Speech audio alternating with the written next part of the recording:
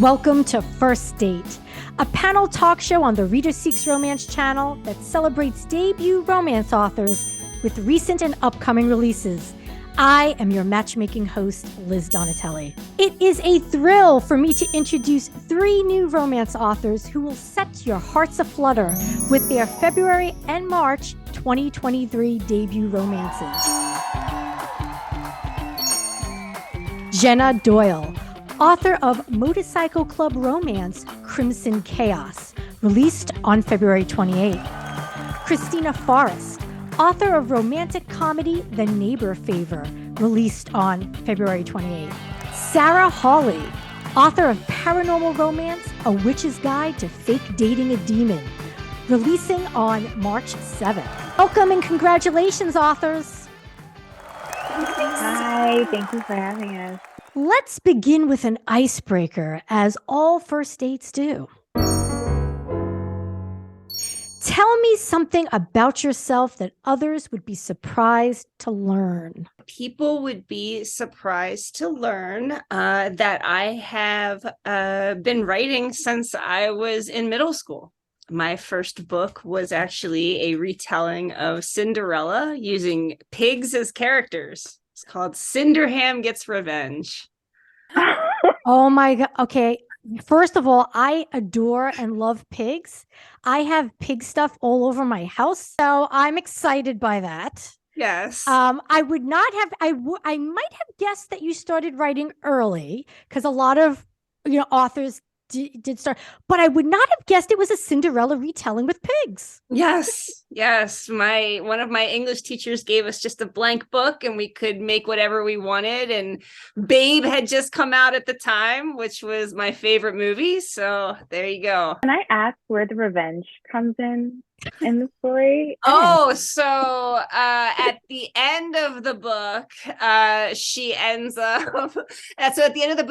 up taking her wicked stepmother and her wicked stepsisters to court, and the judge locks them up for the rest of their lives, basically. So she she gets revenge through the legal system. Wow. I appreciate that there was no vigilante justice. It was exactly a legal process. I was getting ready for like Bacon to make an appearance, so I thought it might get, I'm trying to think something that might surprise people. I don't know if this will be surprising, but thinking about what Jenna said, something when she was younger. When I was younger, I used to think that your birthday came on a different day every year. And I was in the first grade when I thought this. And so I was like old enough to know the difference. But my birthday is on December 29th. So between like Christmas and New Year's, and like that's when you're home, it's like a black hole. Who knows what day it is? And so as a kid, I just knew that it happened around the holidays, and I never really knew when it was going to happen. And I remember being in the first grade, and our teacher was like writing everyone's birthdays on the board, and she was like, "When's yours?" And I was like, "I don't know. How does everyone else know when their birthday is going to be this year?" So I don't know if that's like a surprising fact, but it's like a funny story that I don't think happens to most people. Oh, wow. We could spend a lot of time unpacking all of that. So did your teacher then explain it to you, or did you talk to your parents? She was confused. And so then I asked my mom when she picked me up from school, and she's like, "Oh no, like your birthday is the 29th of December. And I was like, "Oh, okay." Also, going back to younger years, I was a thespian in high school and did a stage combat workshop that then led to a couple of years of fencing lessons that I took. I was not good, but I did fence. Wow. So the sword on my wall is a relic of that time. Very cool. Wow. You have just scored a meeting with book club tastemakers Oprah Winfrey, Jenna Bush Hager, and Reese Witherspoon. They are giving you 2 minutes to pitch your debut romance to them. Go. Well, hello. It is an honor to meet all 3 of you. I can't believe this is happening. I would like to introduce my book, A Witch's Guide to Fake Dating a Demon. coming from Berkeley on March 7th, 2023. It is a whimsical, spicy fantasy rom-com set in modern-day Washington state, but a version of our world in which Taylor Swift exists, but so do dragons. So it's our world with a little bit of magic in it. And it follows a witch named Mariel Spark. She's part of a long dynasty of witches, and she's supposed to be the most powerful in generations based on a prophecy her mother had at her birth. But she's pretty terrible at it. She ends up blowing things up, summoning inappropriate objects, and she's really kind of a mess about it. So one day when she's practicing her spell work, trying to finally live up to the prophecy, she tries to summon some flour to bake some muffins, and she accidentally summons a demon. And she summons this demon for an unbreakable soul bargain. He cannot leave her side. There's like a forced proximity element. He can't leave until she gives him her soul, which is a combination of her magic and her emotions. And obviously she does not want to do this. But the demon is a special case. His name is Ozroth the Ruthless. He's been a soul bargainer for about 200 plus years, and he accidentally acquired a soul of his own during a bargain gone awry. So he's struggling with a brand new influx of emotion he doesn't really know what to do with. So he's stuck with this witch who doesn't want to give up her soul, but he kind of has to get it out of her, and he doesn't want to disappoint his mentor or, you know, let down the demon plane that relies on this. So they end up sort of being awkward roommates. Mariel's mother stops by, wants to know who the hot man in her kitchen is, and Mariel panics and says it's her boyfriend. So there you go. The demon soul bargainer and the witch who is his target end up fake dating while they try to each navigate their own goals, catching the soul, keeping the soul. And in the meantime, they're dealing with some environmental threats to the surrounding forest around their magical small town of Glimmer Falls. So it's full of dad jokes and odd comedy, and it is a little spicy. So I hope you really enjoy it, and thank you so much for allowing me to be in the room here pitching my book. This is a dream come true. Hey, well, I'm Kristina Forrest, and I'm the author of The Neighbor Fever, which is a contemporary romance that I guess is sort of like You've Got Mail meets Brown Sugar, but take out the element of Tom Hanks's character closing down her bookshop, and that we can include that as a comp. The Neighbor Fever is about a girl named Lily, a woman named Lily, who is a publishing professional with dreams of editing middle grade fantasy, diverse middle grade fantasy, and she loves fantasy novels. And one day she strikes up a correspondence online with a very obscure author named N.R. Strickland, who there are no pictures of him or anything that exists online, but he's her favorite author, and he's written one book like 5 years ago. And she sees that he has a new website, so she messages him through this website and is very surprised when he responds to her. And she finds out through these emails that N.R. Strickland does not think of himself as an author anymore. He's like a one-hit wonder. He wrote the book in college, and that was sort of like it. He thought he was going to be like the Black George R. Martin, and that didn't work out. And so he writes for a travel magazine. And for about 6 or 7 months, they email back and forth with each other. And, you know, through the magic of the written word, they start to fall for each other a little bit. But then when it becomes clear that N.R. Strickland might move to New York City, which is where Lily lives, all of a sudden he stops emailing her, and she's really confused about that and really heartbroken. But, you know, she's a modern day woman and needs to, you know, put on her big girl boots and move on. And it just so happens that there's this very cute new neighbor in her apartment building, this very nice guy named Nick. And she asked him to help her find a date to her sister's wedding. But little does she know, Nick is N.R. Strickland. And he realizes very soon that the Lily that he was emailing with is the Lily from the email. So it's a story about mistaken identity and, you know, all those different kinds of tropes. So that's what it's about. Thank you very much for this opportunity. Crimson Chaos is an 80,000 word, friends to lovers, contemporary motorcycle club romance. It features Alba, who is a librarian by trade, but due to the state of the healthcare crisis in America, has turned to an alternate trade in order to take care of her mother, who is dying, unfortunately, of cancer. And so she found out that she could make more money being a cam girl on the internet than by being a librarian. So she started out doing that. But her readers have asked her for a scene partner. So she goes out to a party in order to try to find somebody who would be willing to do this with her. And she meets a stranger named Jericho, and he comes back with her, and they end up deciding to work together on her website. And then, like the title suggests, chaos ensues, secrets are unveiled, plot twists a turn. So very excited to present the book, and it's the first in a series of the Steel Roses Motorcycle Club. I love it! I love it! I love it! So you've gotten through your pitches. Let's read the first lines of your novels. This is from the prologue. Lily Green always imagined that if she were to have the tragic misfortune of dying young, it would happen in a valiant, honorable way, similar to the heroes in her beloved fantasy novels. Oh, I am endeared. Oh no. Mariel Sparks stared at the startled chicken that had materialized on her kitchen counter. That wasn't what I meant to do. Can I just tell you that chickens keep coming up in romance fiction? Do they?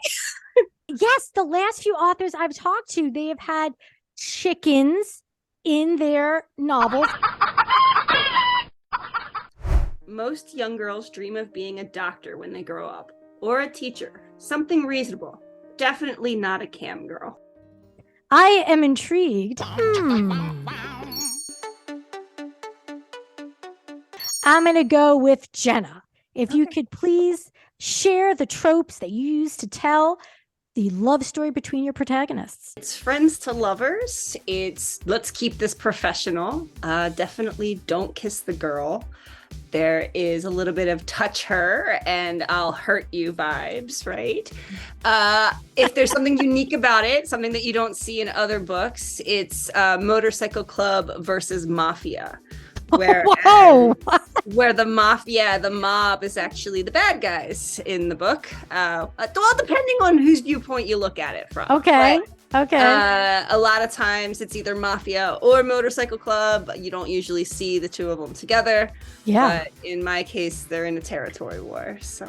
Okay, so it's definitely epistolary. It has the epistolary trope, mistaken identity,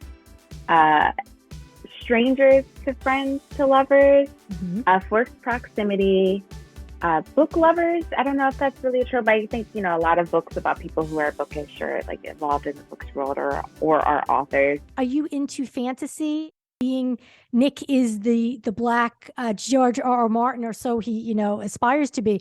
Are you someone who likes to read romance fantasy, or fantasy romance rather? Yes. Okay. But only that. A lot of the books that they talk about, or at least that Nick talks about, is just like straight up high fantasy. And I do not tend to gravitate towards those books, but I do like romantasy. Very romantic fantasy is the only thing I feel like I can read in the fantasy sector. So, yeah. Did you just say romantasy? Yeah. I've never heard that. Has anyone ever heard that? Romantasy? Okay, so I used to work in publishing, and like one of my jobs was to pitch our books, and I was having a meeting with a Russian publisher, and she said, we're looking for romantasy, and I was like, this was like 4 years ago, and so I've been using that term ever since. But I saw it like on an Instagram post recently. Someone was like, these are romantasies I'm looking forward to, so I'm not the only one who knows. I want to kind of say that you have brought it to the U.S. then, I guess. You have romantasy to the U.S. I'm going to share this with you because maybe the three of you can support me on this. I have many a time quickly typed the word fantasy in regards to fantasy romance, and I've accidentally typed 9 out of 10 times fantasty instead of fantasy. Fantasty. And I have said it over and over to my husband, maybe not the best person to bounce ideas off of sometimes, but I said, oh my God, that could be a genre, fantasy, like fantasy foodie, like a foodie fantasy romance, fantasty. And he says, no, that wouldn't work. And you really wouldn't get it when you say it out loud. It doesn't sound as good as when you read it. But what do you think? Do you think fantasty, a fantasy foodie genre, could take off? I feel like yes, because I feel like there are a handful of books about chefs who have magic and they use it to cook, and then like when they're cooking, like the food tastes like whatever emotion. I feel like there are like a handful of books like that, so they could fall under that category. Thank you, Kristina. Thank you for the support. And Sarah, if you could share the tropes that you use to tell the love story between protagonists. It's definitely got some enemies to lovers elements. It's Grumpy and Sunshine. The demon is a big old grump, but secretly a cinnamon roll. There's forced proximity. There's obviously fake dating. There is only one bed at one point. And in terms of things I've made up, I'm sure someone has done this before, but I'm going to say accidental dildo summoning could be a fresh new trope. Okay. I would like some more of. I'm going to say that nobody else has that. Accidental dildo summoning, I think, is yours, Sarah, from here on out. Oh, good. I always wanted to do something great with my life. You have succeeded. So automatically, when you put something like that in a novel, that's going to raise the heat level. Was that your purposeful intention, or did you write it and say, well, I guess it's going to be spicier than I thought? Like, how intentional was the dildo summoning? I mean, the dildo gets summoned for comedy, but it was always going to be an explicit romance. That tends to be what I like to read. So it's got a pretty steamy spice level. Although it's been interesting seeing a couple reviews where some people are like, this is not nearly spicy enough. I'm like, what are you reading? Please send me the links. I have set up a scale of heat. It's alliterative as well. So we have sweet, sexy, steamy, safe word being the hottest. So if you can tell me where your novel falls, it might be, on the border of two or a little bit. So Sarah, you kind of took us, you're leading us into that. Would you say it's safe word? Well, No, I wouldn't say safe word. I would say it's steamy. There are a few explicit scenes. I think there's 3. There's like one long one and then a couple shorter ones.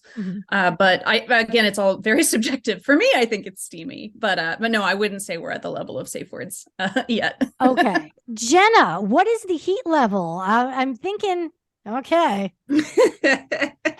The heat level is high safe word. Oh, high safe word. Yes. In fact, she has a safe word in the book. So there is, can you share what the safe word is? Because I think that's very telling. Yes, the safe word is crimson. Yes. Yeah. Okay, gotcha. So, okay. due to the nature of her profession, right? She's a cam girl, and so a lot of the book, a lot of the plot is sort of driven forward by them growing closer in the work that they do. So in the work, yes. Oh, good work it is. It sounds like. Okay, Kristina, what is the heat level? Steamy, like maybe if steamy is like this, I would say like in the middle of steamy. I don't know. I mean, they're talking to each other. Oh, that's right. They're writing, right? At one point. Oh, no, I mean, like while they have sex, they're like talking to each other. Oh, okay. Yeah, that works too. Yeah, like solid steam. To my best friend and partner, 42. If you are a Douglas Adams fan, you will know that 42 is the meaning of life. Oh, Oh, My okay, husband is a gotcha. huge Douglas Adams fan. Adams, okay, yeah. Yeah, and I found out that Douglas Adams was really into binary, right? Binary code and that sort of thing. And if you put 42 out in binary and then flip it around, it actually spells out the binary for love, which I think is why the meaning to life is 42. He's 42. Yeah. I didn't know that. That's so sweet. I know. I didn't know that either. I'm learning so much from all of you. Kristina, could you please read your book dedication? For my literary work wife, Allison. She and I talk about romance novels all the time. So, and she's also my critique partner. So, yeah. Nice. Now, did Allison know that you were going to dedicate The Neighbor Favorite to her? I think, yeah, she definitely knows now. I think that because I forget what part of the process you do your acknowledgments or your dedication. It usually for me is like at the last moment. So I can't remember I think maybe when the arcs were ready, I like sent her a picture of it and she was like, "Oh, thank you." Oh, nice. All right. Sarah, if you could read your dedication. So it says, "To my parents, thank you for fostering my curiosity and creativity and for cheering me on no matter what odd things I decide to write. Please only read the redacted version I've provided you." And I say that because my family really has been tremendously supportive of me and my writing over the years. And I've always been a bit of not like a wild child, but if anyone in this family was going to write like weird witchy smut, it would be me. And so I've warned everyone in my family about 1 million times that there's smut in this book. I'm still mortified imagining anyone who's ever met me in person reading this, imagining anyone in my family reading this. And so on top of it, I was like, how do you dedicate a smut book to your parents when you're actually grateful for the support they gave you over all the years trying to get published? I tried to thread that needle.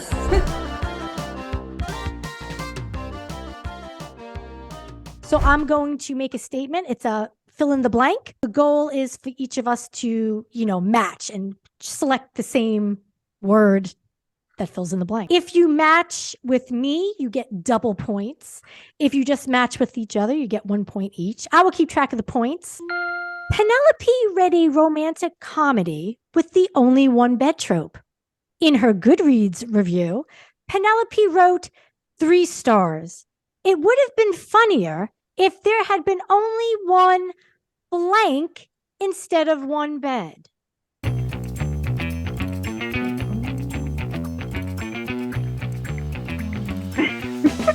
I have no idea.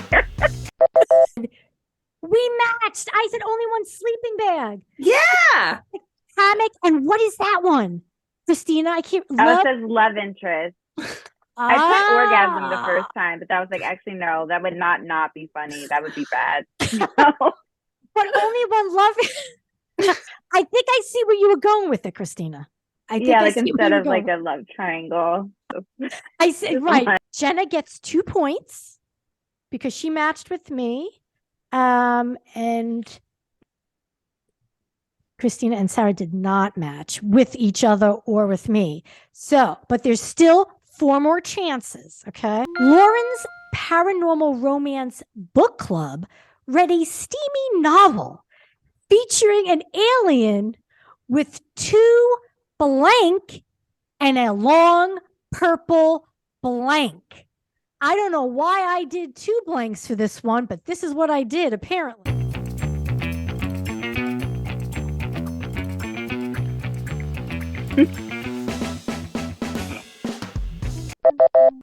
Okay, I've got 2 cocks and a purple tongue. Me too. Okay, so we got tongue.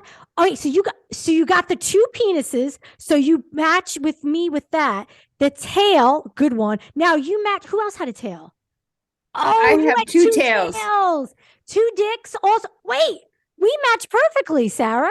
We've got the 2 dicks. Okay, now I didn't think this out of how to do the scoring. So let's see. So I think I'm gonna have to just go for who got all of them perfect. We've got 2 for Sarah. Okay, that's okay, Kristina. There's still more chances. You were close. 2 for Jenna. Okay. All right. Wow, this is turning into quite the game. According to Book Talk, the must-read romance is an Amish erotica novel titled The Blank Barn? Oh boy. Kristina, I think we're gonna match. Look in my eyes. I don't know. Look in my eyes, Kristina. You know what you have to write. Okay. Amish erotica, The Blank Barn. The big hard barn.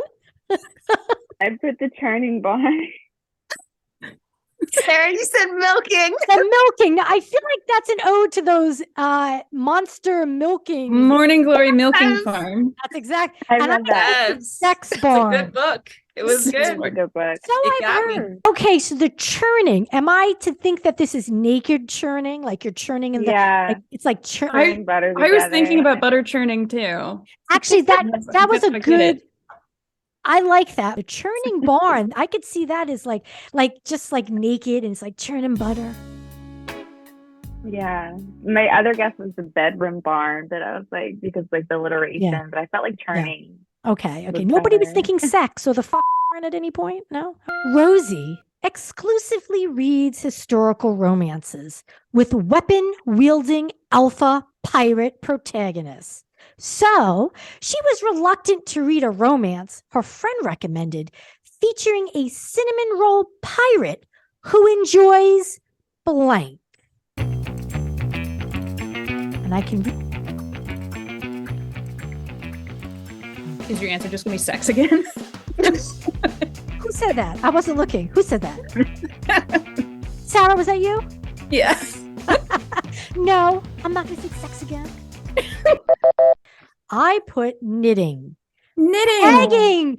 Knitting. Baking. You know, baking did come to baking. Pegging actually would make more sense. Peg leg. And me and Jenna, we matched again. We did. Okay. We did. Okay, all really good answers. All really good answers. Okay, so Sarah, you are at 4 points. Okay. Jenna's at 2. Kristina is at 0. You know, Kristina, I think I might give you because I might give you some points in the end because of that. I think you wrote 2 dicks. Is that what you wrote? 2 penises? Oh no. Yeah, I did. Yeah. Okay, I'll give you 1 point because you do deserve something. Mabel just read a mafia romance about a mob princess with a heart of gold who becomes involved with the president of an international pasta distributor. Mabel bookmarked the scene in which the couple uses blank as sexy bedroom props.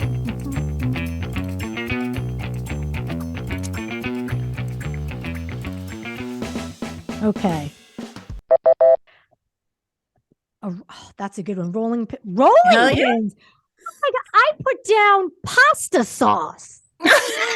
I put olive oil, like to rub on our bodies. 'Cause Oh you my need God, olive that oil is to so cook much pasta. better. Rolling pin. Olive oil and pasta sauce olive oil is in pasta sauce. I have to think about that. I cannot, first of all, I'm blown away by the fact that you guys match with rolling pins. It's rolling pasta. It's good. Yeah, you can like. Well, you know what? you I know. think it works. I would like to see that. Okay. Wow. This has been the most exciting match game I've ever had. Okay. Actually, I read a Rose Lerner historical novel once where the hero's a baker and the heroine pegs him with like a marble pestle that they were using for baking. Ooh. A marble mortar and pestle, like a pestle, like the marble. Yeah, the pestle. She pegs him with it in the kitchen. It was like one of the lively St. Lemiston. That had to hurt though. Did they rub it down with something? Olive oil, maybe. I don't know. They probably lubed it up. It's been a while. I'm sure they lubed it up with something. Wow. Okay. So as it stands, you each get 1 point. 1 point. Okay. All right. So Sarah's got 5. Jenna's got 4. You know what? I'm going to give you I'm going to give you 2 because, Kristina, because you did get the 2. You got the 2 penises. Okay, And thank you. I'm going to give you the 2 because either way, you probably would not have won though, because you only matched on that 1. But I think 2 is a respectable number. And olive oil, the way I make pasta sauce, olive oil is in the pasta sauce. So Yeah, I put olive oil in my pasta yeah, sauce. it was. It's so yes. Oh, so you make your own sauce as and well. with the noodles. Yeah, so So Kristina 2, Jenna 4, and Sarah 5. Sarah, you are the winner.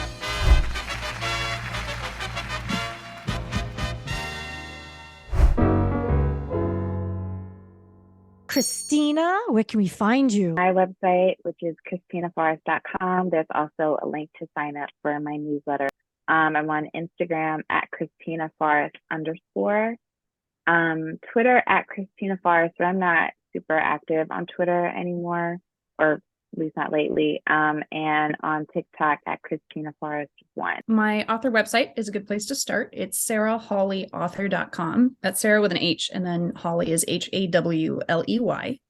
And then I am on Instagram and Twitter for now as Ms. Sarah Hawley. If you sign up for my newsletter, I send updates there. I am at jennadoyle.com. You can sign up for my newsletter there. I'm also on Instagram, Facebook, and TikTok at the Jenna Doyle. And that's it. Thank you, Jenna, Kristina, and Sarah, for joining me here on First Date. I wish you all continued success. Happy writing. Thank you. So much. Thank you.